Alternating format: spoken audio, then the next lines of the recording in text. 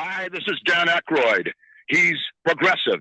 He's beautiful. He's thoughtful. He's intelligent. He's powerful. He's positive. He is Stephen Cuoco on Power 98.5 Satellite Radio. Empowering listeners from the US to the UK. Live on air with Stephen Cuoco.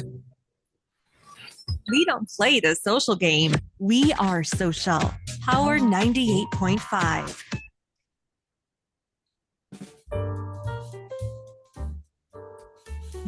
Liking that, Lewis? Like it, yeah. It's relaxing. The classical music. Thank you to everyone who's tuning in to Live on Air with Stephen Cuoco on Power 98.5 Satellite Radio and Biz Talk Radio. All the latest and greatest in news, sports, entertainment, movies. I say that, reality TV, and more. We hope you're having a beautiful day today. Summer's just around the corner. Not sure what location you're in. How about you, Lewis? How's the weather where you are?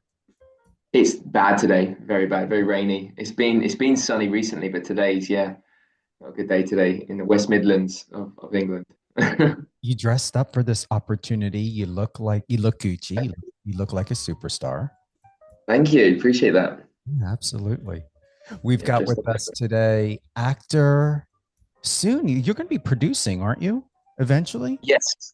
Yeah, producing soon. Yeah. I'm not how much I can say about that, but a little something's cooking. Yeah. We'll get into those.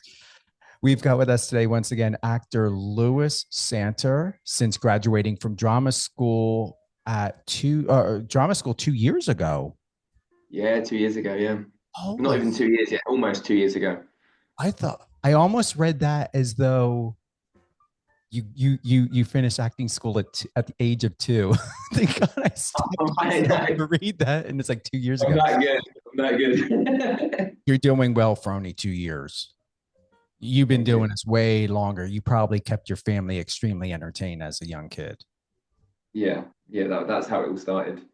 Yeah. Lewis has had some amazing opportunities in his acting career so far. He has starred in numerous feature films, TV shows, commercials, and stage productions. Perhaps his most prestigious credit so far is portraying Tigger in the cult classic horror sequel, Winnie-the-Pooh, Blood, and Honey 2. Ooh. Yeah. I don't know if I want to pick up another bowl of honey unless you're getting it to me. Yeah. Yeah, that's a lot of fun project. Yeah, a lot of fun. There's going to be a part 3. Yes, so part 3 has been confirmed. We've got Poohniverse is the next one, and then part 3 is the one takes place after Poohniverse, like the aftermath of Poohniverse. Part 1 did not have you in it, right? No, so it's really interesting because part 1 happened whilst I was at drama school, so I was not included in that at all. I had no sort of part in that. But Tigger wasn't actually public domain at the time either, so they couldn't even put Tigger in if they wanted yet, because I think there's like a year left on the public domain. And then the minute I graduated from drama school, and by the time I got the role and stuff, it then became public domain that year. So then when the film released, it was all good. You could have Tigger in your films. So yeah, he couldn't be in the first one. So it worked out well that then, the sequel was getting made, and then I graduated, I was ready to go, and then it all happened. Congratulations. Thank you. What exactly happens in drama school? Honestly, what did you learn? Was it worth it? Yeah, it definitely was worth it, because I did acting in stage combat. So I trained to do like stunts for films and for stage and stuff like that. Because the reason I wanted to do that course was I was always an actor from about 11 years old. I did a lot of like different clubs and theatre shows and stuff, local stuff. And then a lot of my friends, because around a lot of musical theatre people, always did like acting, but there would be dancers and singers. And I was almost not jealous, but almost like a bit like, I want something else. Like I feel like a lot of these, they'll do a bit of dancing on the side, a bit of, singing on the side, whatever. And I was just an actor, and I can't dance and I can't sing. So I was like, what can I do? So then I did this 1 year course, so when you try out a load of stuff, and then you can audition for a longer course. So I did that, got introduced to stage combat, fell in love with it, and then went on to do 3 years of stage combat at the same acting school. But there's obviously cons as well to drama school. Like I feel like a lot of actors say this, you can sort of go through drama school and it can try and like put you into mold you into this actor, but like sometimes as an actor you need that authentic sort of power there. Do you know, you need that organic sort of you can't lose who you are. And I feel like sometimes people go through drama school and they lose that a little bit because they try and speak perfectly, they try and move perfectly, they try and look, and sometimes you need that little bit of messiness that's just you. So I feel like that's one thing at drama school I tried to avoid, was being shaped and molded into this actor. Does that make sense? And trying to keep to just the essence, I guess, of Lewis Santer. But it was definitely worth it. Like, I'm very glad I went, and the training, the technical training is really important. So yeah, I think it's worth it. Honestly, I learned more in 4 years of drama class in high school than I ever did taking a paid drama school. And that's Really? why I know, like, what that, like, unless it was a great school that you went to, is it for everyone? Do you recommend it?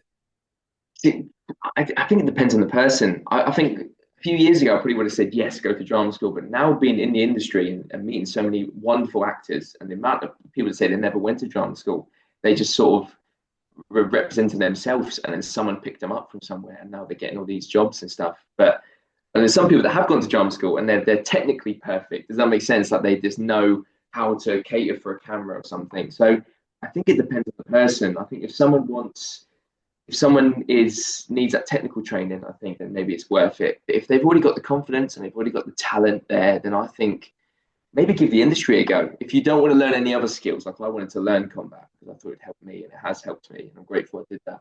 But I feel like some people, if they feel like they're ready to go, then go. I think just try and wedge your way into the industry and not rely on training. And you can always go back to it. There's not like an age for it. So I think it depends on who you are, I think, and how ready you feel. And you're going to learn for the rest of your career. Yeah. Because every actor, every performer, every director, producer, they're all going to be different. Their training is going to be different. So your education is going to be even more now. Yeah, exactly. And we had a tutor once. We had this tutor coming from Lambda, another drama school in England. But he stayed with us for about 2 weeks. That was it. He's like an external tutor, and he gave so much wisdom that I still use to this day. So many things he told me, which it sticks with me.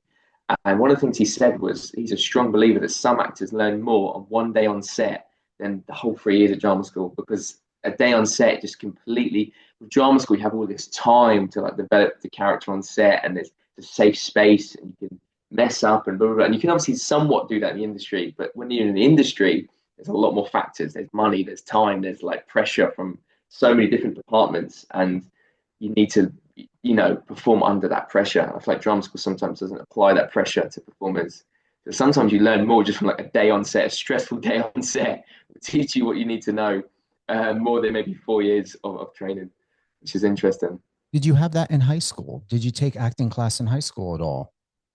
Yeah, so I did it in school. So I literally discovered I wanted to be an actor from about 11 years old, and I went on to secondary school, and then I did it just as like a normal lesson.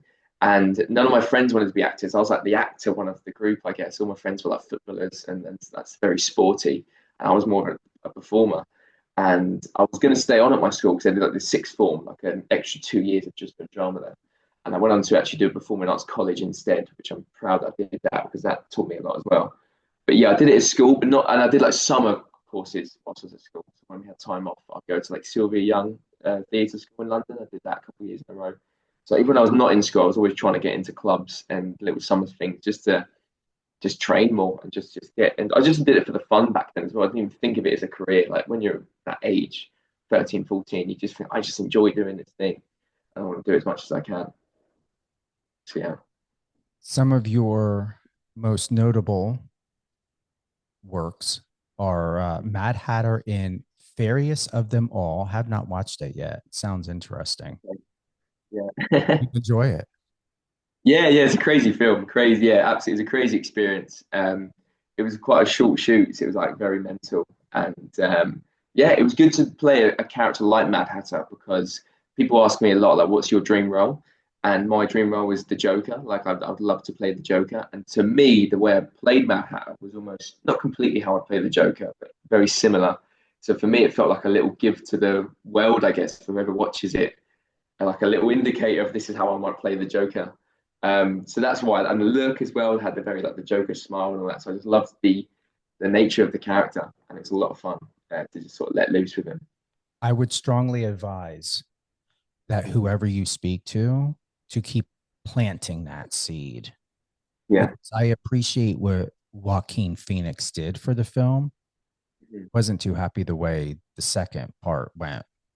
Yeah. Did you see the second one?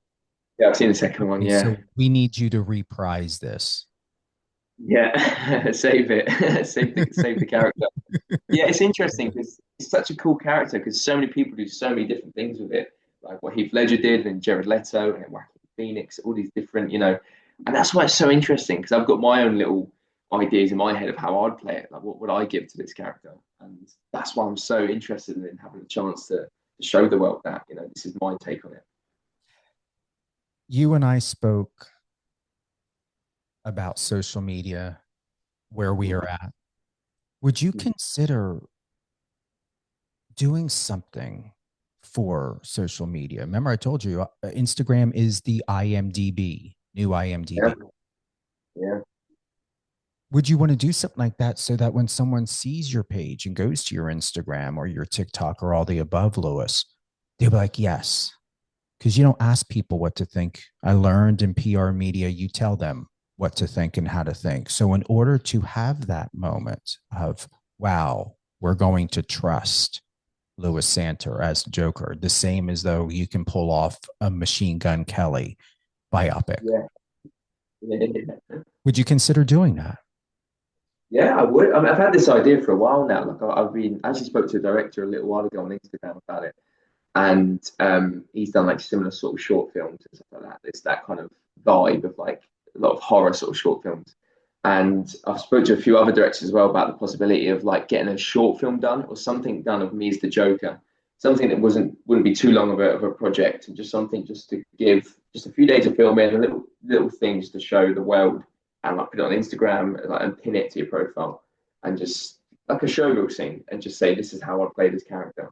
And that we can design, and then complete creative control. Then you can decide on the look of the character, on everything. And see, it's funny you say that. So I've had that sort of idea before about doing that, like a little short film, very similar to what David Thornton did, who plays Art the Clown. So he did like a similar Joker's Wild, it's called, I believe, and he did that. So he did like a little short film about Joker, and he played him, and it was like his little, gift to the world of how he would do it. And you never know if someone watches it and they're like, that's what I had in mind, and I'm actually about to make something with that kind of character, or with the character, with the Joker. So yeah, it's something I want to do. I'm looking into it. For those that are tuning in, we've got actor Lewis Santer, soon to be producer. Can't wait. Actually, I want you to get the producer credit for the Joker. Oh yeah thing you're going to be doing, maybe even director. Yeah, director, writer, producer, everything. Yeah. Many of your noteworthy marks in the entertainment, film, and TV is Tigger in Winnie-the-Pooh, Blood and Honey 2, Mad Hatter, and Fairest of Them All. You did a commercial with Christoph Waltz. You want to tell us a little bit about that? That sounds interesting. Yeah, so I got that like a few months into being, a few months after graduating, so it's quite a quick job that I got. And it was crazy because he's up in my top 5 actors. Like I've watched him for years since I was really young, and I just adore him. I think he's amazing. So when I did this audition, and they said this commercial, and I think, oh, okay, commercial, okay. And then my agent was like, no, this is different. It's with an A-list actor. You're gonna have like a few scenes with him. It'd be like a whole day of film in Barcelona. I was like, okay, but I didn't know who it was, and I was like, oh my god. So I did 2 rounds of auditions for it. Met the director, met everyone else, but apart from this A-lister, they wouldn't tell me who it was. And then the night before I got the role, I got a call from my agent, and they said, yeah, by the way, it's Christoph Waltz. I was like, you don't want to be told it, because you're like, if I don't get it now, then I'm going to be so gutted, because I love him. And then got the call the next morning, and they said, yeah, you got the role. Flew me out the following week, I think it was. And yeah, it was amazing. It was a full day of filming with him. And we had a little lunch break. We were chatting on our breaks, and we had a lot of improv. It's a small little commercial scene. I've worked with the director before, and he loves improv, and he loves like playing around. So it was fun to play around with a guy like Christoph Waltz, and like he was throwing in ideas, I was throwing in ideas, Tom, the director, was throwing in ideas, and it was just really magical experience. And yeah, it was great to meet him and just share the screen with him. You may again. You just may again. It's all about Yeah, status. People want yeah, that's it. people want to hire someone like you who's got status. Yeah, I should have said to him, "I'll see you again soon." Yeah, I see you at work. Yeah, You will next time. yeah, next I'm time. putting it out there. Yeah, We've got Dark Secrets, Game of Death, Chapter 2, performing at Shakespeare Globe, many more. We're going to touch on those. I want to get to some really good questions. I'm proud of myself. I'm proud of myself because this is the first time to have someone at your level and your experience and expertise on this show. And yeah, I wanted to put my skills to see what can I come up with someone like you. So first question is, if you could rewrite your own life story, what pivotal moment would change and why? Wow. Wow. I'm going to ask you one more time. If you could rewrite your own life story, what pivotal moment would you change and why? Wow, that's a very good question. It's a very good question. I'd say for me, a pivotal moment, well, like a big moment that like I would have changed if I could rewrite, if I go back in time, sort of rewrite. Okay. However you received that question. I would say probably going sober. So I went sober 14 months ago now when I was in LA. I decided I was going to go sober. And it was something I wanted to do for a while, but I never quite just did it. It's just making the decision to do it. And it relates to acting because it's one of those things I feel like it was affecting my acting. And I was always a bit of a party boy when I was a bit younger and stuff. And but always maybe one of those people that takes it a bit too far. And it definitely was affecting my acting and everything that goes with it. So I feel like maybe I would have gone sober. I think sooner. I think like I'm not saying I have like major regrets about stuff, but I think if I could go back in time, I'd maybe quit it even the year before and just see what more could I have done in that year if I wasn't, so sociable going out all the time and stuff like that. But yeah, I think there's other things as well I'd probably change. But that's the one thing that's popped in my head. I think doing that. I think going sober, like, and people would say I was so young to do it, and like, yeah, I am quite young to do that. But for me, like, personally, for my own journey and experience, it felt like it was the right thing to do for me. I'm not saying everyone else. Do you know what I mean? But like for me, it just felt right. So I think that would be that. I think I would cut it out even sooner, just because of various experiences and stuff that I've had in the past and whatnot with it. So yeah, I'd say that. Do you feel good about who you are, Lewis? Mhm. Being sober. And before you answer, the reason why I ask is because there's too much of a negative stigma when someone says, I'm sober, and there should not be. Where are you at now? What have you learned? And are people learning from you to understand that sobriety is different for everyone and the meaning will always change? But what does it mean to you that's positive, impactful, and kind? Mm-hmm. I think for me, it's really obviously it's so personal. Like these things, like everyone's so different. And for me, I was just that one person that like I was always looked at as like the bit of the. I've never been an alcoholic. I don't know, obviously alcoholic by definition is, but like there was jokes in drama school and before drama school that I was the big drinker, let's say, of the group. And it was something I never really addressed. And then when you really go deep into yourself, and then you find something bigger than that, like that partying for me was everything when I was younger. Like I just loved it. And when I got into acting more after drama school, near the end of drama school, I just realized I was like, acting is my new purpose. This is something beyond all the partying and the crazy stuff I'd get up to. Like this is so much more important. This thing, not all the. Does that make sense? And so that for me was like, and I feel like you almost this anxiety of like walking into a room and just wanting a drink. Like for me, that was a bit worrying because as an actor, you should be confident enough just to sort of walk into a room and not look for the bar in the first 10 seconds of you walking into a room. And so that was the thing. And I think just going through stuff, I think when you have an issue in your life, you tend to want to have a drink. And that's just a normal, quite a common human decision. Like, I want to have a drink now because obviously there's something going on. And that was me. Like I'd always, if I found something stressful, I'd want to go to the pub. I'd want to do this. I'd want to have a party and forget about it. I think when you go sober, it sounds really weird. When you sit through those feelings, you come out a stronger person because your body sat through it. You've not escaped it. You've not escaped reality. You've not done anything. Like, you've just sat with those feelings, and that's inevitably going to make you a stronger person, I feel, because you know how to deal with those feelings now. And then even like on smaller things, like just like turning up to a rehearsal hungover, or turning up to an audition hungover, like it's just not. And my hangovers were bad. Like I actually admire people. I'm almost like envious of people that can drink, and a lot of my friends can't. And they get on with their life fine. The next morning they're like ready to go. No, no. And I think that was never me. I was never. If I was that person, I might still be drinking. But because I was always that person that maybe took it a bit too far, and the next day just felt like death. Like you didn't want to go to an audition or a rehearsal or anything you had planned that next day, but obviously maybe get cancelled or delayed or just not get done. And yeah, so that was another big reason for me, was just to sort of be on the ball more, I guess, be more present and more accountable for everything. So that's been my experience anyway with going sober. I believe they call that a functioning alcoholic. Is someone who can like Yeah. drink and do all that and still wake up and have a life. But what was it, or who was it that said, "Oh, you just don't enjoy drinking anymore, Lewis. This is a problem, or this could lead into a bigger problem"? Yeah. Yeah, it's interesting. I think social media was a big thing because, like, when I was younger, obviously social media wasn't as big, and I think I was on it as much.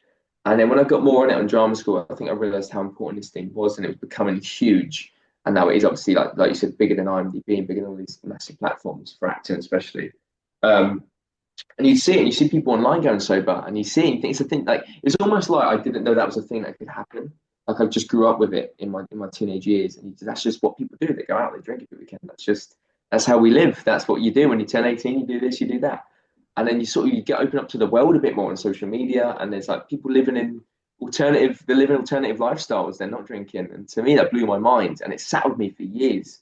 And then I think it was just at drama school near the end of it, I really started thinking, right, I need to sell myself as an actor now. Like, I was starting the accounts online, and I was promoting myself, and I was finding myself in this industry. And then that's when I started thinking this might need to go. And it took me months to really knock on the head. It's that one big decision we have to say, right, that is it now. That is it. And that's all it. Once you make the decision, it gets a bit easier. But it's just knowing when to make that decision.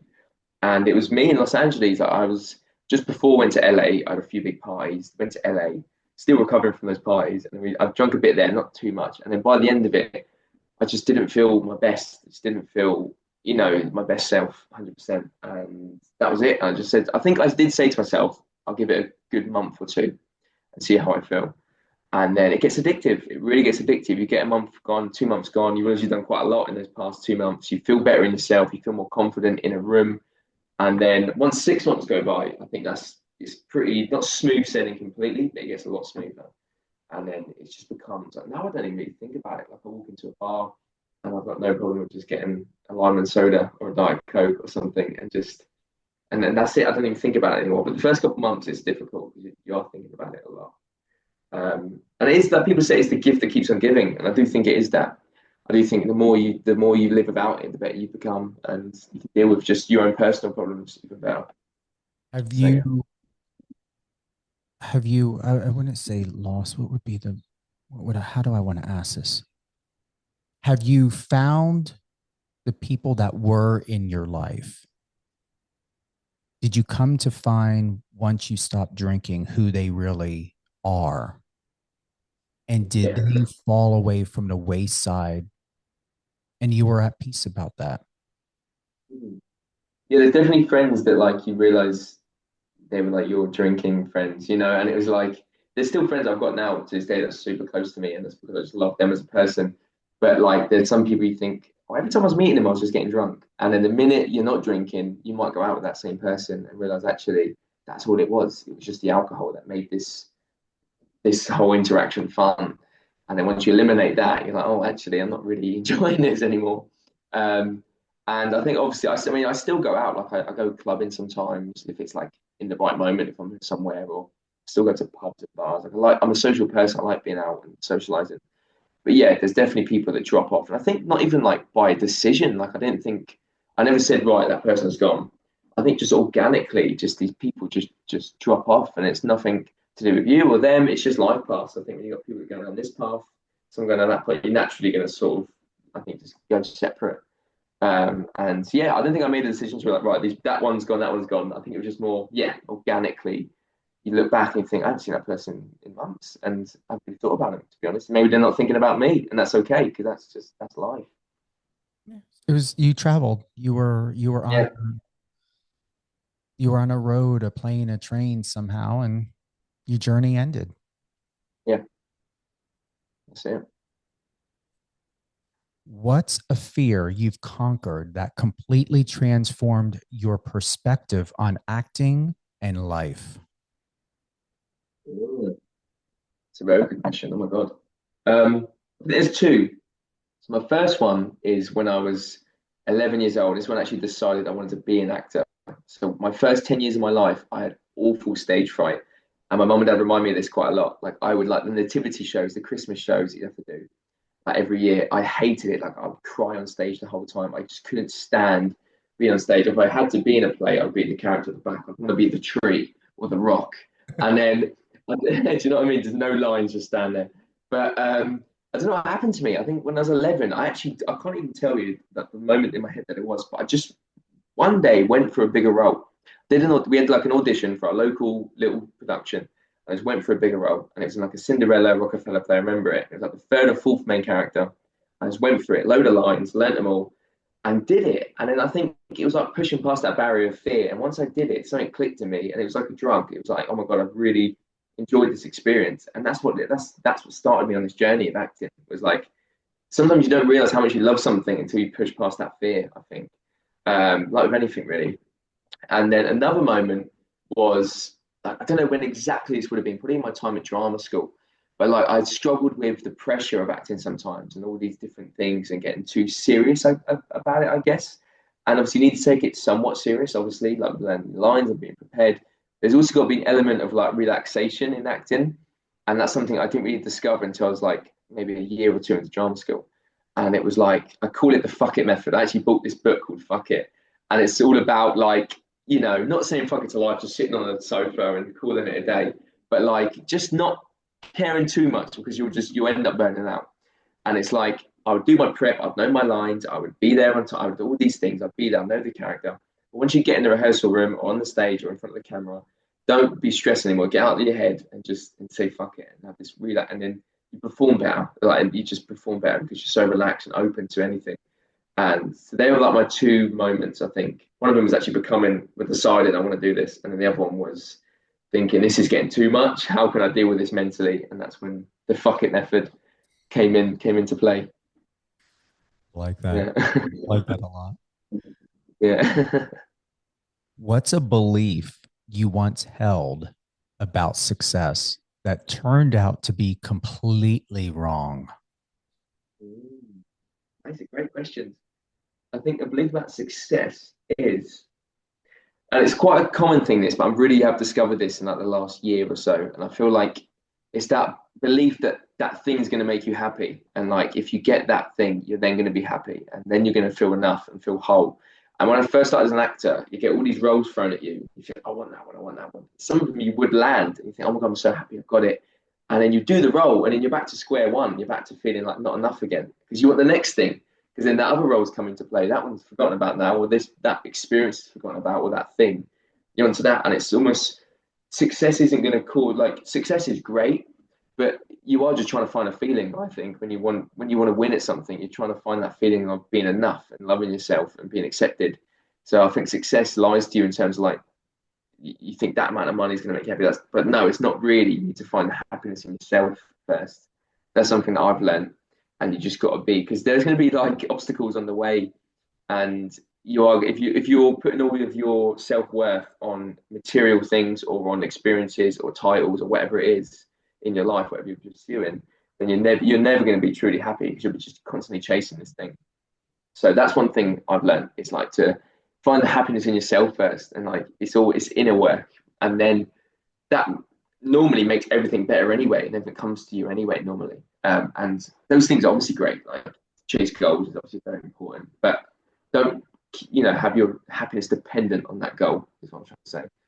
It is such an emotional, more mental, if anything, vicious cycle. It's chatter. It's chaos that doesn't shut up. Yeah, yeah. It's insatiable. It's insatiable. It's like you're never satisfied, and can become that. And that's like with anything, not just acting, but any. You know what I mean? Pursuing any career, I think, like that could be money or a title or an award or people to like you or these all these things. Like you said, it's just chaos. You're constantly chasing. It's like a dangling a carrot. You're never going to find that feeling. Um, you need to work on yourself first, and then give it to the world, I think. And when you do, if you do find that feeling, Mhm. has anybody really put it on record that it was more than what they hoped for? Because I don't recall. I can't say I have. When I got it, it was like, awesome. Uh, no. Yeah, yeah. I think as well, like it's like having your first beer or something. It's like, or whatever, your first kiss or something. It's like the first time or the second time felt amazing, amazing. But the more it keeps happening, you do become a little bit like you're still very happy and proud of yourself, and it's nice to hear, whatever the good news is. You do get desensitized to it ever so slightly. Is that what you're trying to say? You get desensitized to that feeling, and it becomes like, oh, okay, that's cool. And then, but if you've got that insatiable mindset, you enter the next thing. You think, oh, but that didn't go right, and you're like, oh, but you just won this, or you've just done this thing. So I think it is, yeah, keeping not having your happiness dependent on those things is very important. You said it perfectly. Desensitized. Yeah, Mhm. yeah, I think that's it. I think you got to be careful of that happening. Yeah. If you could have a conversation with your childhood self, what would you tell him about the journey ahead? Ooh, Oh, I like how you ooh. pulled back on that one. Yeah, I know. These are good questions, man. These are the ones that get you emotional. No, they're good. If I could talk to my younger self, what would I say? Yeah. I would say just care less about what people think. That would be the biggest thing. I think I cared so much about what people thought as a kid. And you do as a kid, like it's hard. Like you're seeking validation from parents, teachers, your friends. That's a massive thing, status in school and that kind of thing. And I used to put so much of my self-worth on other people's opinions. And if you hear a bad comment towards you in school or anywhere, it would destroy your day, it would destroy your week or your month or sit with you for the rest of your life. Do you know what I mean? These little things. And I think it's that. I think it's so hard to tell a kid not to care what people think. Like it's something I think an adult realizes. But I feel like as a kid, you can't get your head around not giving a shit what anyone else thinks. But I try to tell myself, shake it into my younger self a little bit, just to be like, just care a bit less. Just do you.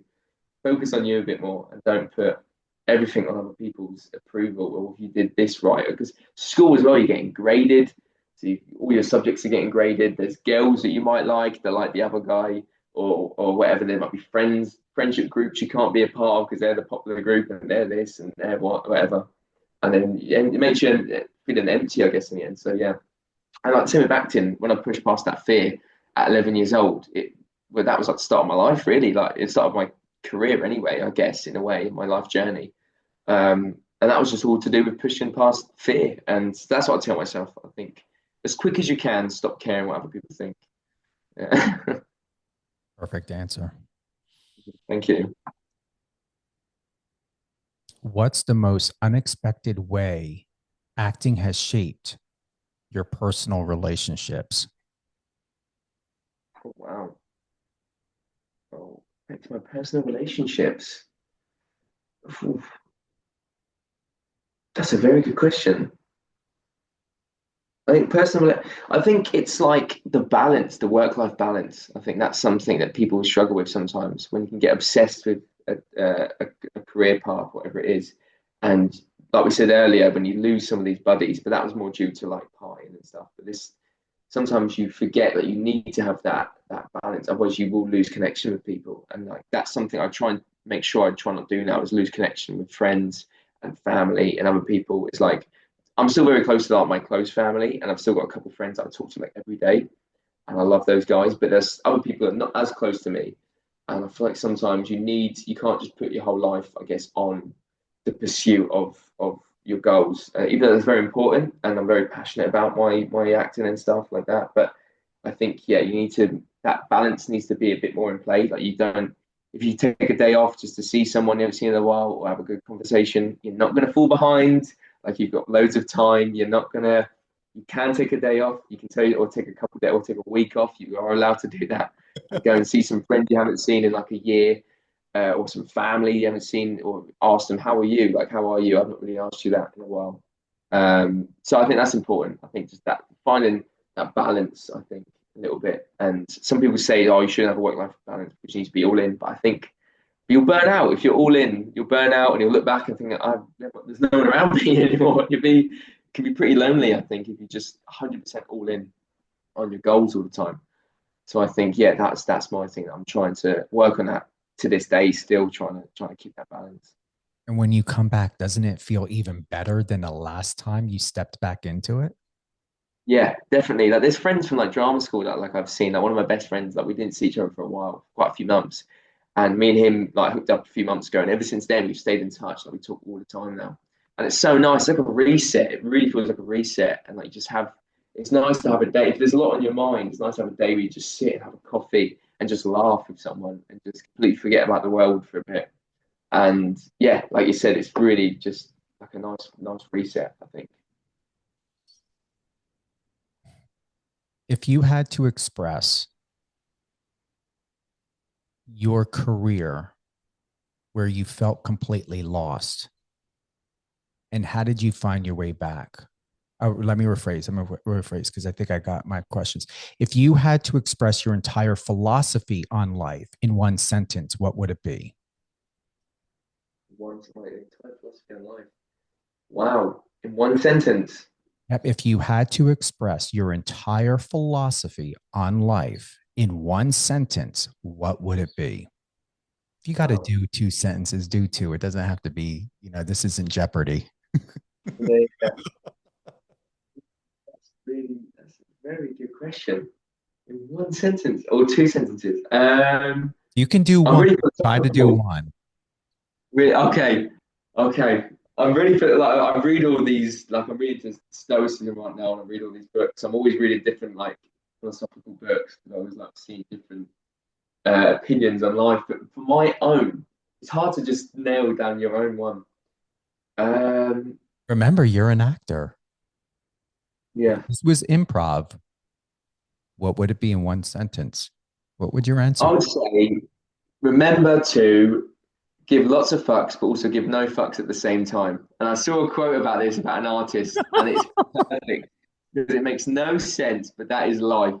And it is like to give lots of fucks, but give no fucks at the same time. That's my philosophy on life, because I feel like you need to do the work, because otherwise, you're just going to become like, when I say work, I don't just mean work. Like I mean work on your relationships, your body, your mindset, your health, everything. But at the same time, if you completely just become this robot of a human that's trying to do everything so perfectly, you'll just forget to enjoy life and forget to care a bit less.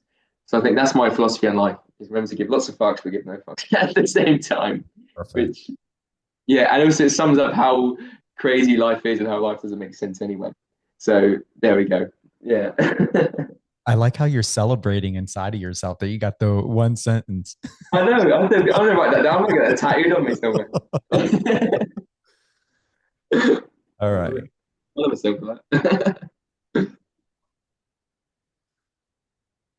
We only got a couple more questions here. What's a moment in your career where you felt completely lost, and how did you find your way back? Oh, that's a very good question. In my career, see, I feel like the 2 years of my career so far have been very like, I've not really had a moment where I felt lost. I don't think in my career as such. I think it's been I'm very grateful for the opportunities I've had, and I feel like there's been a couple moments where obviously I've hit an obstacle, something's gone wrong, and it felt a bit like, oh, we need to get back on track. But I'd say maybe a drama school at the moment, where like you just get super stressed out, and that was like, going back to what I keep saying about the whole fucking thing, that was another big moment for me, was in drama school. I think maybe 2 or 3 years in, but maybe 2 or 3 years in, and I just found I just couldn't deal with this amount of like work. Because in drama school you have quite a lot of workload still. Like, you've got to learn lines for a show or this, and then you've got to do assignments, and you've got to work on a new fighting scene. And I think that was something that, like, they treat you like a real actor. They try to treat you like someone who have a lot to do in their career. And I think that was something, was dealing with the stress of it. And I remember like really not dealing with the stress well, and really not having these feelings before. I didn't know what these feelings were. I've never been this stressed in my life. So it's like a foreign feeling. And I didn't know how to deal with it. Like I just didn't know how to deal with this thing mentally and physically, everything. And like my sleep was getting affected. And I think that was it. I think that was like I guess I wasn't really an inward thinker before. That wasn't really like something like now. I love reading like philosophy, and I love reading different things. I'm a big quote guy. I love a good quote and all these things. And I wasn't like that as much until those moments in drama school, those weeks of being stressed. And then I thought, right, you've got to deal with this in a healthy way. And then I got introduced to like meditation, which changed my life. So I love meditating, journaling, all these things. So many different things I'll try just to and supplements. I never was like now I take quite a few supplements and stuff that help with everything. And yeah, I think that was a big moment. I think I haven't even started my career yet, but I'm glad it happened before I did, because I feel like now I've had a couple times in my career where I'm like, twirling a lot of plates at the same time, or juggling this or juggling that, that's going on at the same time. And if I hadn't done the work on myself during drama school, I probably would have collapsed in my career. I'm glad I did it during drama school. So now I feel somewhat prepared. There's still things like stuff that throws me off, and that's inevitable. That's obviously same for everyone. But I'm glad it happened earlier rather than later. So yeah, that would be my answer to that. What's a role? Let me start again. I think I got a little bit of back feed, or there was. Are you ready? Yes, I'm ready. What's a role you dream of playing that would push you beyond your current limits? What's a role you dream of playing that would push you beyond your current limits? Wow, that's a very good question. See, I would have said like the Joker, like we said earlier, like that's my dream role. But I don't think that would push me beyond my limits, because those characters feel somewhat like familiar to me now, because I've played a lot of psychopaths in my career. Like I seem to get a lot of castings for psychos, and who knows why. But but I love it. Like they're fun. But that to me feels fun. It feels familiar. So a role that would push me beyond my limits. I think for me, I'd want a role with so much stillness. Like I'm not a very still guy. I'm quite an energetic person. So when I get a role that's sent to me, like Tigger, like Mad Hatter, like all the other kids I've played and stuff like that, or comedy that I've done, I'm always a high energetic character. So there's a lot of like, you can put that nervous energy or whatever energy into that performance, and it can come out in your body or in your voice or whatever. But I think if I can have a character, I'm not too sure what character, because I mean, there's so many different examples, but a character that's stillness, a character that's very sort of, I don't know, centered in their energy would be interesting. Like maybe I don't know, like a businessman or a politician or something, like maybe a biopic would be cool. There's something where there's like a lot of scenes where there's just like this stillness. I think that's something I haven't really perfected yet, or even tried to really, because I've just naturally I put a lot of me into some of these roles, as you do. And yeah, it'd be good to have a character where it's just very focused on just this and not everything else, if that makes sense at all. It does. It does. Yeah, there's so many different examples I can think of. But yeah, character's very still, a very still character would be interesting. Very subtle character. Okay. If you could leave behind one message that would outlive you, what would it be? Oh, outlive one message. I would say just, it goes back to obviously my stuff I said about like not caring too much and stuff like that. But I think it's that, like at the end of it, you've got to be on your deathbed and look back and sort of just say that you enjoyed it. Like some people, it's great to have the idea of like, oh, will my title live on? Will my movies live on? That's very important. That's nice. But at the same time, make sure you enjoy this little window of life. It's like, it's a miracle that we're even alive. It's like 1 in 400 trillion chance, is it, that we're alive, like each human. So I'd say, no matter what your goal is, whether you are also an actor or an entrepreneur, or whatever you're doing, whatever your dreams are, obviously it's important to have goals and try and leave behind something for this earth and make it a better place, that is through art or through anything, anything that you're doing. But just to enjoy it, like don't get too caught up on things, because it does go quick, I guess. Like even though I'm still young, even I feel like the fact that all my studies gone now and I'm now a couple of years into my career, like that to me feels quick. And I think, yeah, just enjoy your little short window of life and make sure that when you're in your bed, there's no regrets. You know what I mean? To, like, look back and just don't think, oh, I should have done that, should have done that. And I know I'm very young to say that, but like I do this exercise sometimes with meditation. I actually do try and picture like the end of your life and think what's something that I would beat myself up for now if I didn't do it.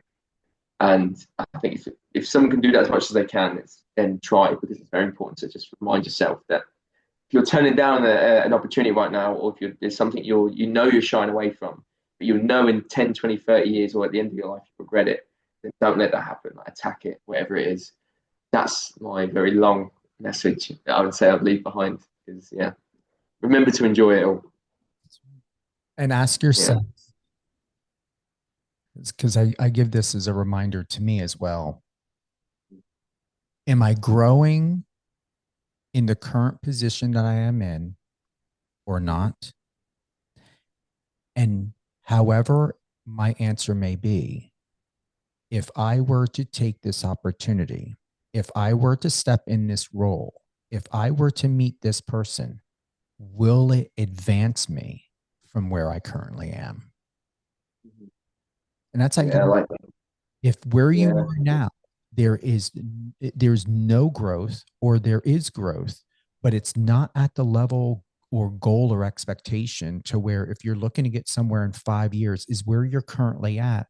Is it going to take the next 4 3/4 to get your 5-year goal?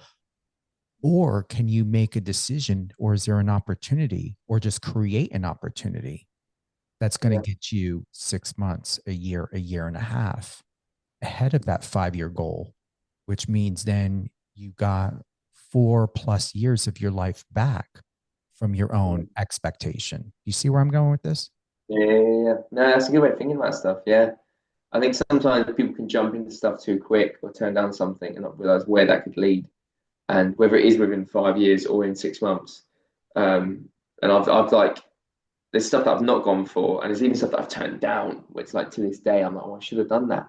And you might turn it down out of like just the fear of the unknown, or out of I don't know, just not looking into it enough, or just being, whatever about it. But like, there's times where I've beat myself up over like not taking an opportunity, which would have led to growth, and that's the annoying part. But then that leads to more growth, because you've had that experience now, so you know what to do next time. And yeah, I think it's nice to have that, to just remind yourself, like you said, don't just jump into stuff, have a little think about whatever you're doing. Because you're going to lose either way. If you stay where you are and there's no growth, there's no way you can accumulate knowledge, connection, experience. When you do take that, it's like, what? It's like you with Tigger, with Winnie-the-Pooh, Blood and Honey too. They all like, what's going on here? God, Lewis Santer's coming out. What's he going to do now? And that's what I like about this role for you, is you've paved your own road. You don't have a lane. You have a highway. You have your own interstate, because as I said to you personally or privately, they're going to probably create so many, is it like rom-com type of events? Like, you for the rest of your life, as long as people love the Winnie-the-Pooh series, you're going to be at events forever. You're going to be meeting people for however long you choose to, if you go to these events. And can you imagine what wow, you're what, 24? How old are you? 20 what? 24, yeah, 24. All right. Imagine a 25-year anniversary on this. You're still going to be young. You're still going to be marketable. The year anniversary. We had the year one earlier this year. We had the year already? Oh, man. Yeah. We had a little happy birthday thing in March. I think it was March, a couple of months ago now. Oh, they weren't waiting for anything, were they? No, so we had fans put a little happy birthday to Winnie-the-Pooh, Blood and Honey 2, and we had little, went over Instagram and stuff. But yeah, I never thought of it that way. Like, I never thought, like, 10 years' time, there'd be a 10-year anniversary, 20 years' time. And obviously we've got the Poohverse coming out as well, which is going to be like the big epic Avengers style showdown, and then obviously Winnie 3 and stuff. So, but yeah, I think Winnie 2 being the first introduction to Tigger and Owl as well, I think that's going to be the one that holds a special place in my heart, because it was the first time you see him, and then obviously then so on and so forth for the next films. But but yeah, I think it's very cool to have something like that. And I love meeting fans. Like it's something that was surreal for me the first time it happened. Like when I went to LA to promote the film, that's the first time I met fans in person, and they loved the film, and they just couldn't say enough like good things about it, and the first one as well and stuff. And yeah, and to this day, it's just still surreal. Like last convention I had one in, well, we went to a film festival in Germany, and there were some Tigger fans there with DVDs and stuff, and it's just the best experience in the world. Like just to have fans be like just the recognition for your work and that they love what you're doing, and I'm a horror fan as well, so I completely get it. Like, I know how it feels to enjoy a horror film and love a character in it. So yeah, it's another gift that keeps on giving these films. What's incredible is I'm not asking for you to speak on this, but there's no way I can see that they would ever remove or kill the role of Tigger. It's just unrealistic. And if they did, it would be the most stupidest move. It would be as ridiculous of trying to say that Michael Myers no longer exists. You are truly the Robert Englund version for Tigger. The way Robert Englund will be, he's just timeless. He's infinite. He will always own the role of Freddy Krueger, the same way that you will always own the role of Tigger. So remember this: you are the Robert Englund version, but for Tigger. I like the power, the situation, the opportunity that you're in is huge. No different than the guy who played in Terrifier. He's masked. You don't get to see his face, know who he truly is until you Google him or look more into it. This is perfect for you. I'm excited for you, but please, to every person out there, don't typecast you. Don't just keep you in these films, because you're so much more. Like, you can do a 50 Shades of Grey role. I mean, come on. I've got the black shirt for it. So. Yeah, I mean, you're looking 50 Shades of Grey right now. I'm looking at it right now, to be fair. Yeah, I've got an appointment in a minute. Yeah. You should start calling you Christian right now. I'm going to the dungeon after this. Yeah. That would be that's a nice role of still. That's a nice role of stillness, of 50 Shades of Grey. Yeah. See, that kind of role, somebody who's so in control of like a situation, and it doesn't always necessarily mean control, but like even you get some like psychos that are just completely like No Country for Old Men. I was thinking that guy in that film. Is it Javier Bardem? Is his name?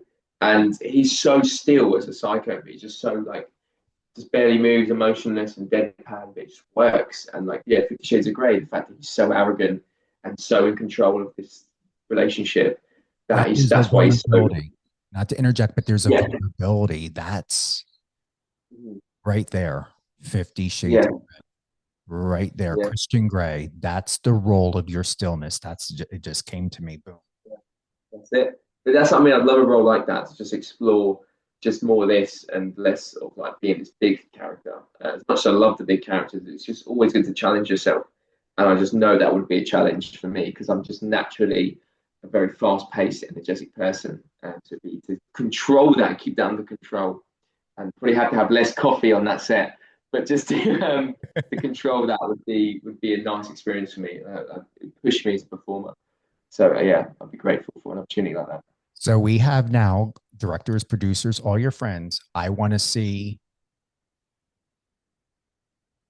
on your socials, I want to see something created for Joker, a Christian Grey 50 Shades of Grey, and no bullshit, a James Bond.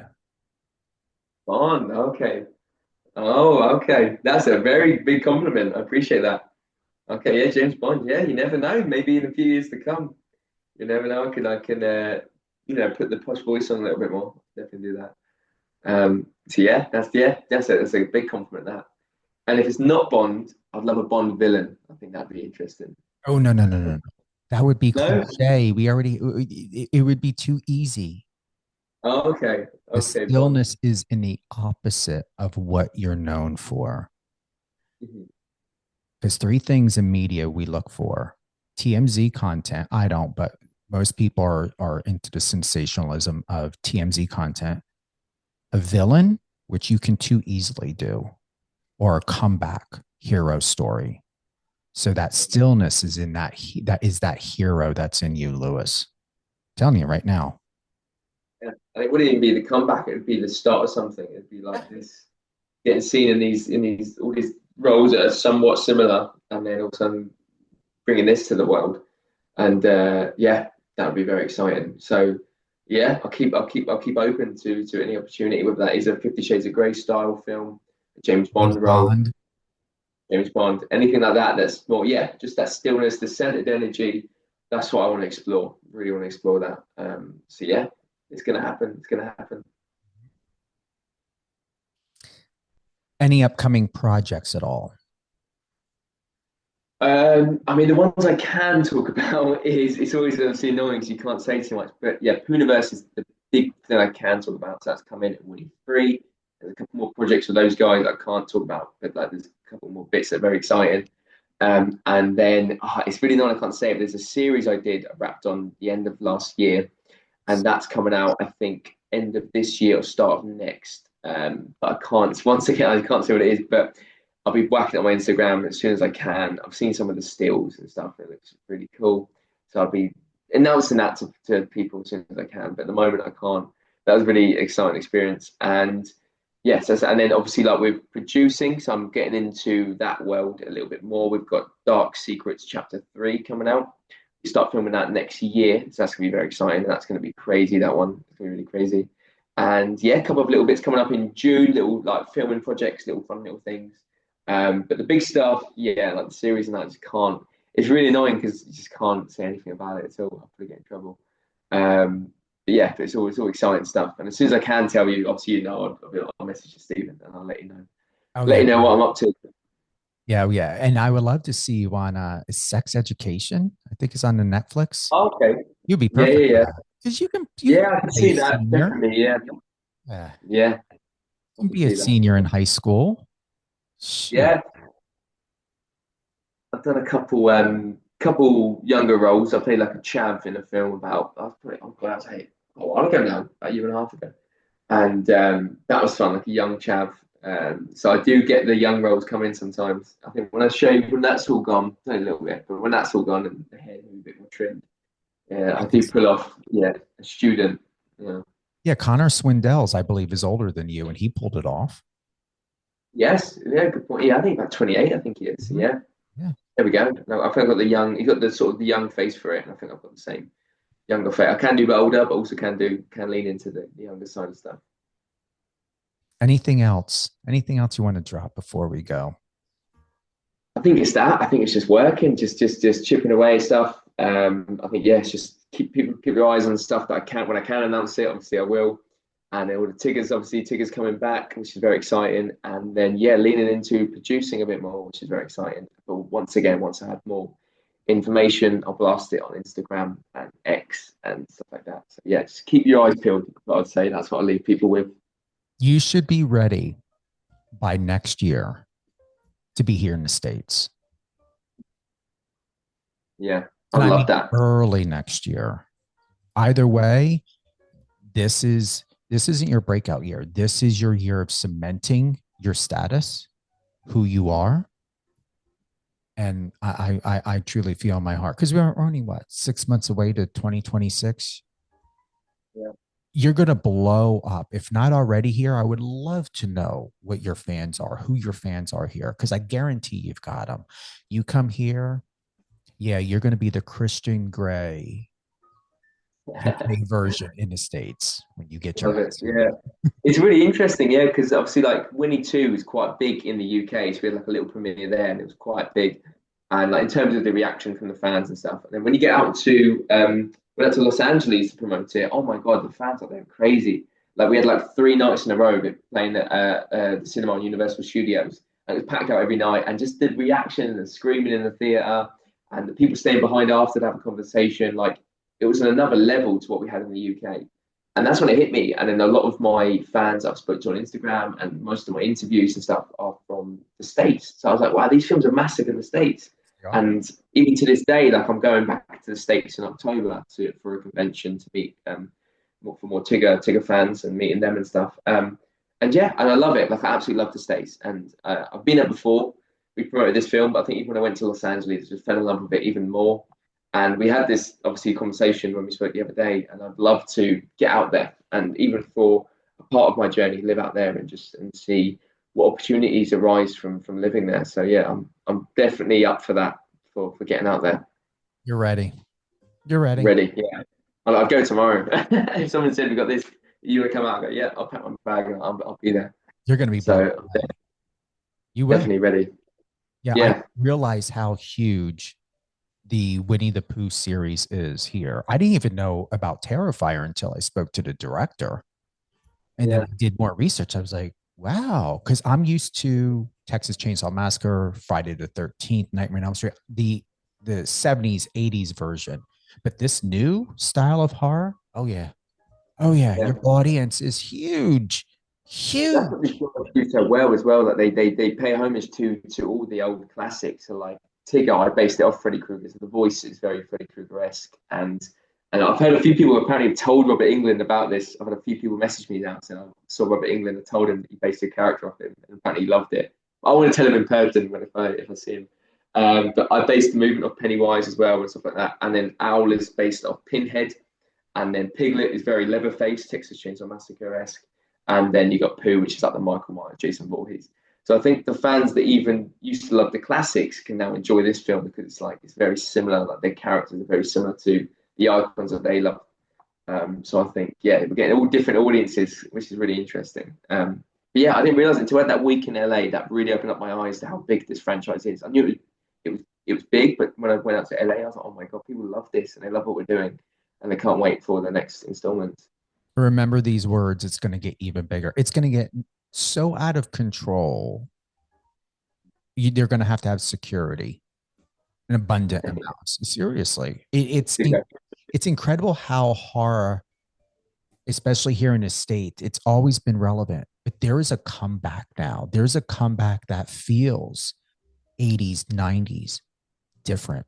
Your generation is taking creativity, the style, the reasoning to understand, to be creative to a whole other level, an art form. There's an art form now to the way that you guys do your projects, to the way you do your social media, to the way of how you connect with people. It's incredible how here in the States, your generation is, people are confused by your generation. It's not confusing when a person or a group of people have decided that they want a way of life that works for them. Not Gen X, not millennials, not whoever, not Ronald McDonald fans. That works for you. And I respect that. Yeah. It's great because I've always been a horror fan, but since being in Winnie 2 and doing other horror films since, it's just great. It's a lovely community. And I was chatting to the likes of Eli Roth. I was chatting to him in Canada last year, and obviously he's an absolute master in the horror world. And he said that he's dabbled obviously in other genres as well, like Glorious Bastards and stuff like that. He was saying to me, and he was saying to a few of us at the time, he was saying you'll never find fans so loyal in any other genre. Like the fans are so loyal, they can't wait to see what you're doing next. And it's so true. And he's at his level, he's even saying that, he says, no matter what I do, I always bring myself back to horror. And he directs a lot of horror now. I think it's a new project soon.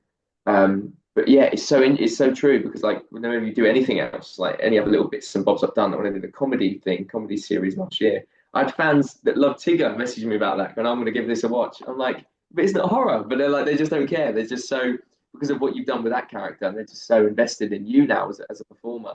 And it's lovely. It's so nice to get these messages and have these people interested in everything in your career now, not just horror stuff. So yeah, it's really opened me up the last couple of years too. And I've made a lot of friends on the way. A lot of people I still stay in touch with that I've met at these conventions, and yeah, and I love just messaging people and seeing if they liked this, if they like that. It's great. And yeah, they're super loyal fans and just really positive. You're ready. I'm ready. That's it. Where to go to? Instagram, right? Is it Louis Santer? We're connected. Yes, LouisSanter.actor. So at Louis Santer. I think there's another account called Louis Santer. So it's at LouisSanter.actor. That's so Instagram is my biggest. If you want to reach me or see what I'm up to, I normally post first on there, and I'm always quite active on messages and stuff. I'm also on X, but I don't really use X. I'm also on TikTok, but like they're not. You can follow me on there if you want. I'm not very active on those platforms. I need to get more active on them. But if you want to get a hold of me and see what I'm doing, yeah, Instagram's the place to go. LewisSanter.actor. Yeah, that's it. Yeah. All right. Anything else? Are we done? We fulfilled? I'm very fulfilled. I've loved this conversation. Yeah, this has been a deep thinking conversation. I think I've realised stuff about myself that I didn't even know. So I absolutely love this. Yeah, thank you so much. And you now have found out, Lewis, you are able to give a 1-sentence answer. That's it. That's crazy. I've done that. I've spoke to my younger self. I've decided what I want to tell the world after I die. All these things, and these are thought-provoking things you wouldn't think about just on your own. So yeah, thank you for provoking those thoughts. Well, thank you to everyone who's tuned in to Live on Air with Stephen Cuoco on Power 98.5 Satellite Radio, power985.com. Check out all the latest and greatest by going to the website or download the app. You can send us a direct message by clicking the messenger in the bottom right-hand corner. Live on Air with Stephen Cuoco is also available on Biz Talk Radio, biztalkradio.com, biztv.com. But we want to have you here first and foremost on all things. I had my script in my head memorized, and I had That's great. For a moment. All things music, TV, news, sports, reality TV, and more. Love us, feel us, download us, and remember, you are what you believe.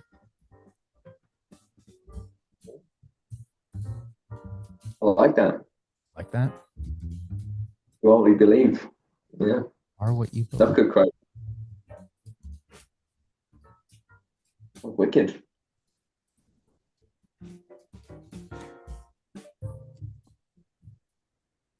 Find us on your socials and let's connect.